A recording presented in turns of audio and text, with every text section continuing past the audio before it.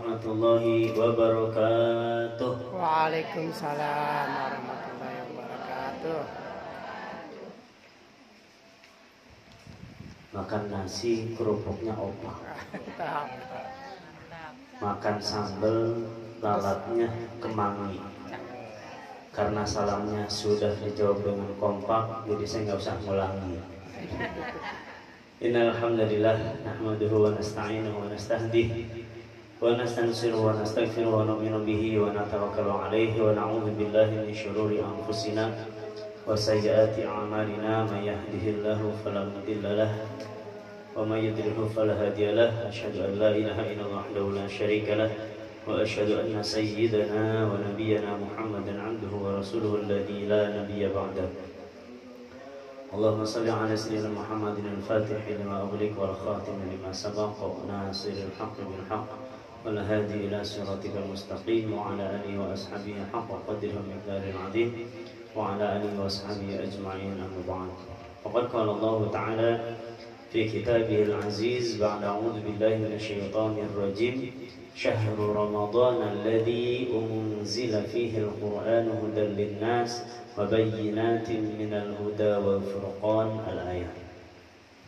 وقال رسول الله صلى الله عليه وسلم اقرأوا القرآن فإنه يأتي يوم القيامة شفيعا أو شافعا لأصحابه.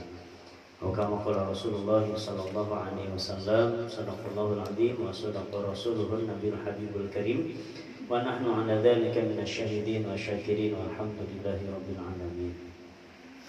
Bapak Ibu yang dirahmati Allah Subhanahu wa taala, jamaah qiyam Ramadan. Syukur kita kepada Allah Subhanahu wa taala atas nikmat yang Allah berikan kepada kita. Nikmat menunaikan perintah Allah berupa salat Isya berjamaah, salat tarawih berjamaah. Alhamdulillah. Salat Isya berjamaah, kata Nabi, man shallal isya'a bi jamaah fa ka'annama qama nisfal lail. Barang siapa yang sholat isyaknya berjamaah, maka seolah-olah dia sholat tahajud setengah malam. Saya belum yakin di sini ada bapak ibu yang pernah sholat tahajud setengah malam, congkelik congkedang nggak berhenti. Ada bu? Dari isya sampai berhenti jam 12 nggak ada. Nah itu yang saya yakini. Yang saya yakin tuh nggak ada. Jadi bersyukur cuman 4 rakaat tapi pahalanya sama dengan tahajud setengah malam. Kemudian kata Nabi sallallahu alaihi wasallam, man qama ramadhana imanan wa ihtisaban ghufira lahu ma taqaddama min dhanbi. Barang siapa yang berdiri salat tarawih, qiyam Ramadan itu tarawih, dengan dasar iman dan ihtisab. Bapak Ibu, salat tarawih harus didasari saya beriman. Kenapa? Karena Allah hanya memberikan perintah tarawih di bulan Ramadan saja. Bapak Ibu tidak boleh jadi orang sok soleh. Kenapa? Masuk bulan Syawal, yuk sholat tarawih. Ntar dibilangnya agama apa ini? Gitu. Agama baru, tarawih di bulan Syawal. Gitu. Ya, ternyata alasannya pengen jadi orang paling soleh sekampung pulau. Alhamdulillah. Apa kata Nabi? Atas dasar iman dan ihtisab mengharap pahala dari Allah Subhanahu wa ta'ala. Pahalanya apa Bapak Ibu? Karena kata Nabi, man taqarraba bi khaslatin minal khairi fihi. Barang siapa yang mendekatkan dirinya dengan satu kebaikan saja atau satu amalan sunnah di bulan suci Ramadan, faka'annama, maka seolah-olah orang ini ada fardhatan fi masiwa, sama dengan menunaikan amalan fardu di bulan lainnya. Jadi ibu-ibu jangan sampai kendor. Jangan sampai kendor. Kenapa? Karena ibu-ibu bisa saja hukum sholat tarawehnya sunnah tapi pahalanya fardu gitu.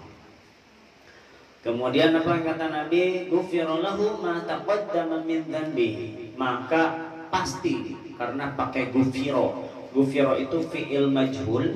Kalau fi'il majhul itu sudah di gitu, artinya.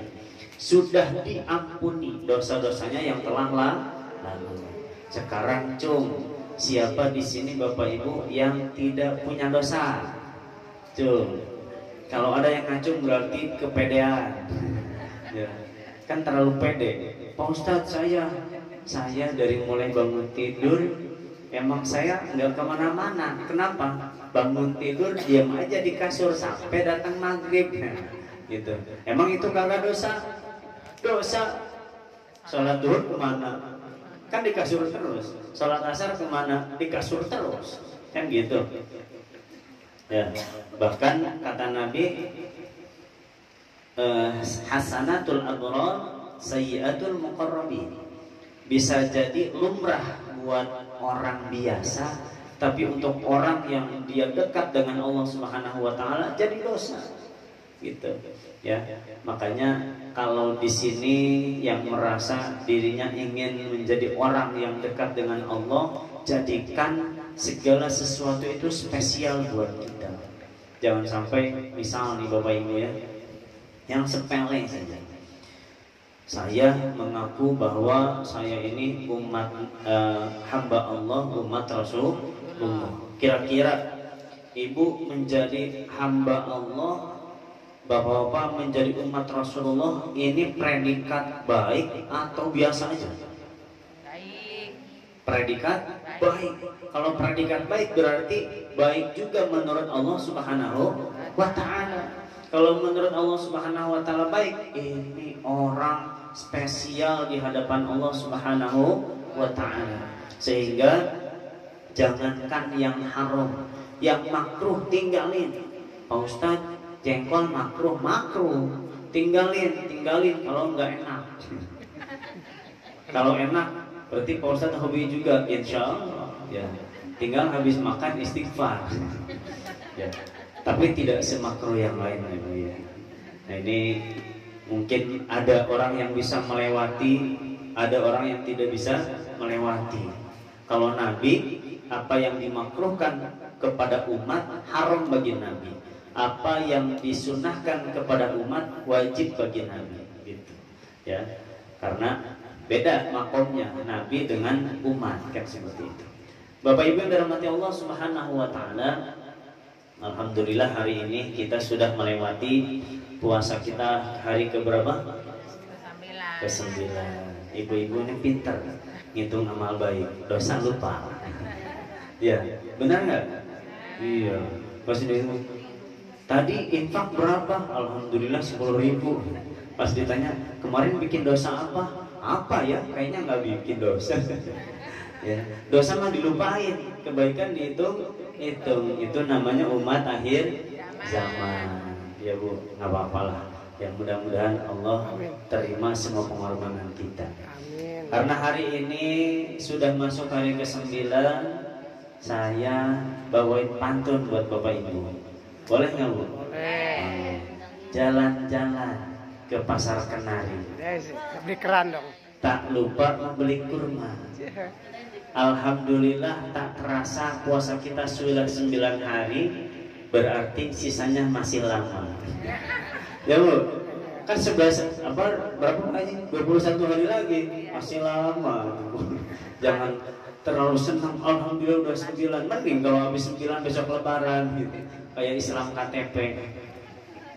Islam KTP langsung lebaran. Kenapa? Mau bulan puasa, mau nggak puasa, pokoknya kagak puasa. Itu Islam KTP. Bapak Ibu yang dirahmati Allah Subhanahu wa taala, tadi di dalam muqaddimah saya membacakan ayat Allah Subhanahu wa taala dalam surat Al-Baqarah. Allah firmankan, "Syahrul Ramadan alladzi unzila fihi al-Qur'anu hudan lin-nasi wa bayyinatin minal huda wal furqan." Bulan suci Ramadan adalah bulan di mana unzila fihi al-Qur'an, diturunkan di dalamnya Al-Qur'an. Jadi Bapak Ibu harus senang, harus bahagia, terjun, ketemu dan berbaur dengan bulan suci Ramadan. Kenapa? Karena di dalamnya turun Al-Quran, yang Al-Quran ini menjadi alasan diciptakan dan diutusnya Rasulullah SAW. Jadi kalau misalkan dibanding-banding nih Bapak Ibu, Ya, kalau kita misalkan ada yang nanya, Pak Haji, Al-Quran sama Nabi Muhammad muliaan mana? Ya, lebih mulia Al-Quran. Kenapa? Karena Nabi diutus untuk menyampaikan Al-Quran, gitu. Ya, jadi saking mulianya itu benda, saking mulianya itu kitab suci, maka Nabi diangkat jadi Nabi dan Rasul. Seperti halnya apa? Misalkan gini, ada orang statusnya biasa aja di masyarakat, bukan Pak RT, bukan Pak RW, bukan Pak Ustadz, bukan Pak Haji juga, tapi ada berkas yang harus disampaikan, harus diantarkan. Cuman ini orang amanah gitu. Nah, dengan sifat amanahnya ini, supaya ini berkas aman sampai tujuan, kira-kira yang dipilih yang mana? Yang dipilih Pak Ustadznya, atau yang dipilih karena orang ini orang biasa tapi amanah? Kalau menurut saya orang biasa tapi amanah. Betul kan gitu. Nah, Nabi akan membawa dan menerima Al-Quran sehingga disiapkan sebegitu rupa. Di dalam kejadian Isra Mi'raj, Nabi SAW dibelek dadanya, dikeluarkan hatinya, dibersihin, ya, bukan pakai rinso, pakai air zam-zam, disikat supaya apa? Bersih dari apa? Dari semua penyakit hati. Makanya nggak mungkin kalau kita berbicara tentang sifat Nabi itu pernah iri dengki, nggak mungkin. Nabi pernah sombong, nggak mungkin. Nabi pernah dendam, nggak mungkin. Nabi pernah ini dan itu sebagaimana sifat manusia biasa, nggak mungkin. Ya, makanya para alim ulama wajar kalau mensifati Nabi sebagai wa huwa basyarun la kal basyar. Nabi itu manusia tapi tidak seperti manusia yang lainnya. Maknanya Nabi manusia tapi manusia yang terspesial. Seperti itu. Dibelek, dibersihin pakai air zam-zam, ya, maka bersih. Kenapa? Karena mau ditempati Al-Quran, Nah, begitu juga kiasannya dalam kehidupan kita, Bapak Ibu.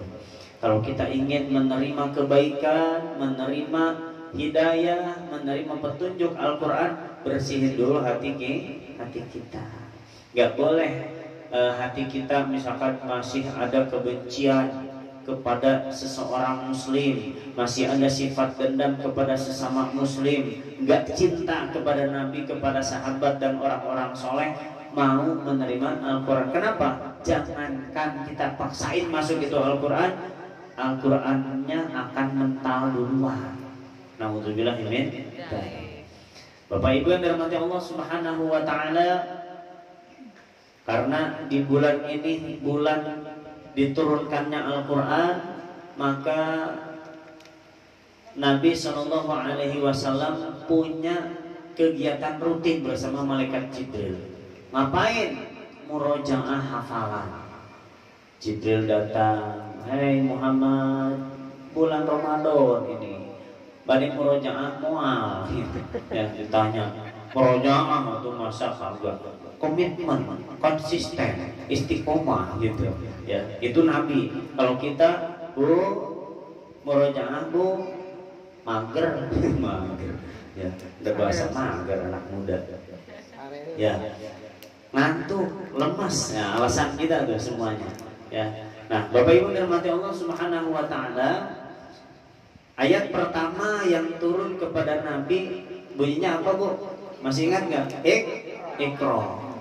Iqra itu artinya apa? Nah, bukan belajar Iqra, bukan. Karena di zaman Nabi belum ada Iqra gitu. Disuruh baca, kata malaikat Jibril, "Ya Muhammad, Iqra." Kata Nabi, "Ma Nabi qori." Saya nggak bisa baca karena Nabi diutus oleh Allah Ta'ala sebagai Nabi yang ummi. Apa ummi? Tidak bisa baca, tidak bisa nulis. Makanya Nabi kalau mau nulis surat manggil, "Hai sahabatku sini, tulisin dong," gitu. Ya, suruh nulis sahabatnya. Begitu juga baca. Cuman keajaibannya Allah yang diberikan kepada Nabi kita, sekali dengar langsung hafal, tidak lupa selamanya. Kalau kita sekali dengar belum hafal, 2 kali dengar belum hafal juga, 3 kali dengar belum hafal, 5 kali dengar belum hafal juga, 6 kali dengar yang ngajarin capek, kan gitu. Ya Bu, betul Bu? Betul. 7 kali dengar ustadznya kabur. Ini ibu katanya apa? Buang-buang waktu. Ustadznya manusia biasa, kan gitu ya. Kalau Nabi sanuqri'uka fala tansa, kata Allah, kami akan membacakannya kepadamu wahai Muhammad, fala tansa, jangan engkau lupa. Jangan engkau lupa itu artinya Allah Subhanahu wa taala tidak akan menjadikan engkau lupa. Kalau kita mah ngaji juga barho, tahu barho Bu? Ari bubar, ari poho. Pas bubar lupa gitu kan. Kenapa? Karena ngajinya sistem sireum, tahu sireum? Di sisi bari perem. Pinggir nyenter. Kalau saya punya santri dulu saya kasih julukan 2 yang kayak gitu. 1 pelor, kenapa? Nempel molor. Yang kedua jahe, apa? Jago hees. Ya. Ibu ngerti nggak Ibu? Ngerti. Ngerti ya. Nah, maka Bapak Ibu dirahmati Allah Subhanahu wa taala, karena perintahnya itu suruh baca, maka kita diperintahkan untuk membaca Al-Qur'an setiap kali bertemu dengan bulan suci Ramadan. Bukan berarti di luar bulan suci Ramadan kita nggak baca. Di bulan suci Ramadan tingkatkan kualitas dan kuantitas bacaan kita.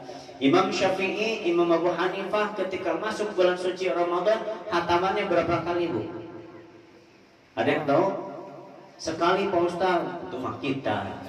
Itu juga masih ngutang sampai Syawal. Ya, Lebaran duluan. Bacanya baru 5 juz.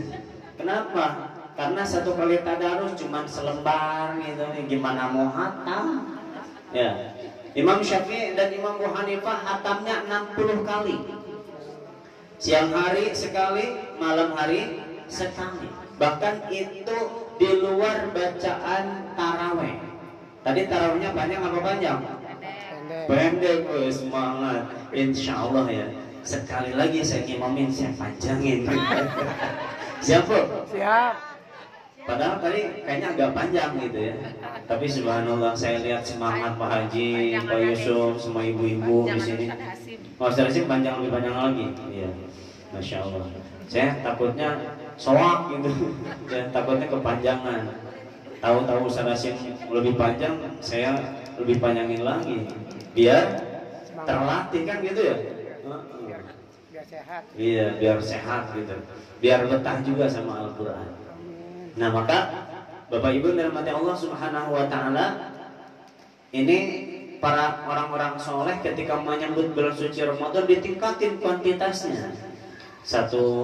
Di siang hari 1 kali hatam, di malam hari 1 kali hatam, 2 kali dalam sehari, kali sebulan 60 kali gitu. Ya, sehingga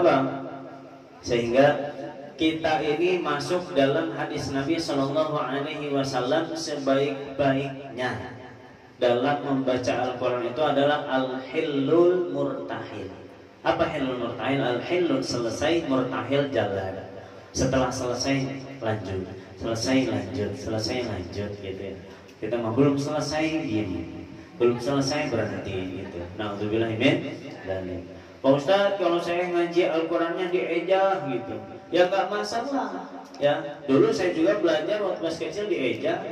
Alif jabar A, ya kalau Bismillah ba jr ba sin ps jr bis mim alif lam tasjid jr mil lam jabar la gitu. Kalau di sini mungkin beda lagi. Misalkan di sini mungkin misalkan kaf fathah ka ya, ki kasroh ki, lu domah lu, lam domah lu, kaki lu. Kan gitu ya, misal gitu kan bisa jadi misalkan ba fathah ba, fa fathah fa, lam bamahlu, bafalu gitu.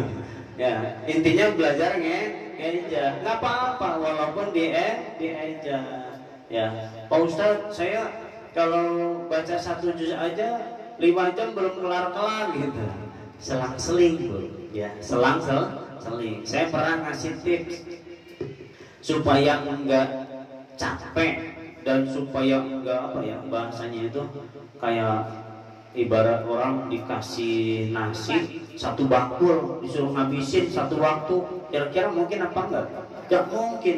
Tapi kalau dicicil jam 6 makan, ntar jam 8 makan lagi, jam 10 makan lagi, habis nggak sebakul? Habis tuh, apalagi pakai jengkol yang tadi gitu ya. Insya Allah habis. Tapi kalau 1 kali makan 1 bakul yang nggak bisa. Begitu juga Al-Quran. Ya. Jadi kalau misalkan buat ibu-ibu kebanyakan 1 juz itu sekali duduk, ya dicicil. 1 juz itu ada 10 lembar. Sholat kita ada 5 waktu. Caranya gimana? Bagi 5. 1 kali sholat 2 lembar. Misalkan subuh 2 lembar, zuhur 2 lembar, asar 2 lembar, maghrib 2 lembar, isya 2 lembar, hatam 1 juz, hatam dalam sehari gitu ya. Masya Allah. Kalau ada yang misalkan merasa lebih cepat lagi, ditambahin supaya 1 hari dapat 2 juz, berarti setiap waktu sholat 4 lembar. Dalam sebulan berapa kali hatam? 2 kali hatam. Insya Allah ta'ala. Bapak Ibu dirahmati Allah Subhanahu wa taala, Al-Qur'an ini sebagai kemuliaan kita umat akhir zaman. Kenapa? Karena sebagaimana Nabi sebagai penghulu penutup seluruh para nabi, mungkin ibu-ibu bapak-bapak di sini pernah dengar Nabi Ibrahim sebagai kekasih Allah, Khalilullah ya julukannya.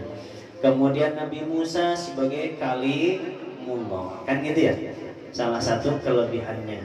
Kemudian Nabi Daud punya suara yang sangat merdu, ya. Kemudian Nabi Isa pernah bisa menyembuhkan orang mati, kan gitu ya. Dan sebagainya. Itu mujizat keajaiban serta kelebihan para nabi. Ketika Nabi lahir, Nabi diangkat menjadi Nabi dan Rasul, maka Nabi memiliki mujizat itu semua. Kalau ibu-ibu pernah dengar Nabi tergantung siapa? Nabi Yusuf, ya. Maka ketika Nabi Yusuf ada, Nabi Muhammad belum ada, kita setuju.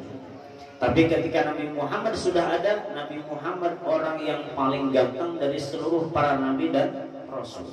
Ketika Bapak Ibu pernah dengar Nabi Daud adalah orang yang paling merdu suaranya sampai burung bertengger, maka itu boleh kita akui sebelum dilahirkannya Rasulullah. Setelah Rasul menjadi Nabi dan Rasul, membaca Al-Quran lebih merdu daripada Nabi Daud. Nabi Musa sebagai orang yang bisa berbicara dengan Allah Subhanahu wa taala boleh saja, tapi kita garis bawahi Nabi Musa tidak pernah melihat wajah Allah Subhanahu wa taala. Nabi Muhammad ketika Isra dan Mi'raj naik ke Sidratul Muntaha bertemu dengan Allah Subhanahu wa taala musyafahatan, yaitu bertatap wajah, dan ini tidak diberikan kepada nabi dan rasul sebelumnya. Ya, begitu juga kalau Bapak Ibu pernah dengar Nabi Sulaiman itu adalah nabi yang terkaya. Kita boleh akui sebelum Nabi Muhammad lahir. Maka pernah kejadian disebutkan dalam kitab Sahih Bukhari bahwa ada jin, kalau nggak salah, ada jin datang